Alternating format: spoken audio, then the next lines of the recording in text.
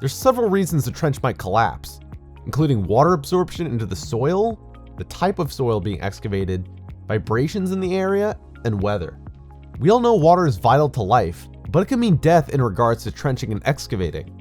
When water is absorbed into the soil, it undermines the structural integrity of the sides of the trench and makes it harder for workers to climb out if needed. The Occupational Safety and Health Administration, or OSHA, prohibits workers from getting into a trench site that has accumulated water in it. Any water should be removed with a water removal system overseen by a competent person, and the trench given suitable time to reach safe working conditions, or workers should be attached to a safety harness and lifeline. If the trenching interferes with a natural drainage area, OSHA requires the use of diversion ditches to keep the water from entering the site. Vibrations in the area can also disrupt the trench or spoil pile, causing a collapse. Vibrations can come from natural phenomena like nearby storms, traffic near the area, or even the equipment being used on the construction site. Weather can also cause dangerous conditions for trenching. Just as overly moist soil is hazardous, so are hot and dry conditions. Soil that's too loose can crumble easily, causing unsafe conditions and could possibly lead to a collapse. Rainy and wet weather can lead to water accumulation and soft walls. OSHA allows the use of shield systems in order to maintain a dry trench in wet conditions. All soil must be inspected carefully before any excavation work begins. OSHA identifies 3 types of soil, A, B, and C. We'll dig a little deeper into each type of soil in a bit. For now, it's important to note that in the case of a collapse and rescue mission, all soil should be considered type C, the least stable.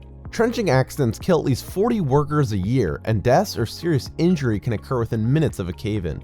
This is why having a good emergency management system in place is key. The first step is to establish command. The command area must be at least 150 feet from the trench, and any machinery used in the rescue should be a minimum 50 feet away from the collapse. Once command's established, the jobs that should be assigned include rescue sector, safety officer, and technical advisor. Each job has its own responsibilities.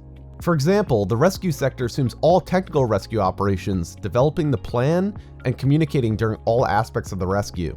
The safety officer and technical advisors are responsible for the safety and well-being of the victims and rescuers during the process and ensure that the rescue plan is sound. The next step is for a member of the rescue party to perform a size-up. This is when information regarding the incident is gathered through questioning and observation. Important information includes the location and number of victims in the collapse. Rescuers need to know how far down the victims are, how many there are, and the possibility of injuries. This is also the step where the scene is secured and additional resources are called for if needed.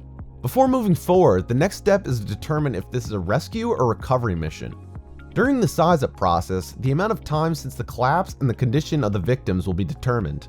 All local traffic should be rerouted at least 300 feet from the trench, and all heavy equipment operating on the site should be stopped.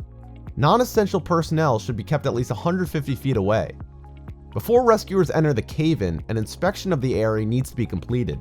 This would include looking for any other hazards, including fissures, tripping hazards near the trench, and an unstable spoil pile.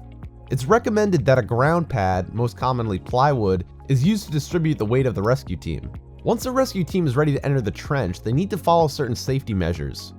2 ladders no more than 50 feet apart should be placed inside the trench for entering and exiting. A shoring system needs to be chosen and used on the non-collapsed area. Types of shoring systems will be discussed in the next section. Dirt from the collapse zone should be removed safely, and any obstruction, like pipes, must be secured. In incidents that don't involve a cave-in, the item trapping the victim needs to be carefully removed, their condition assessed, and the victim removed from the trench. If a collapse has occurred, dirt removal should begin from a safe zone.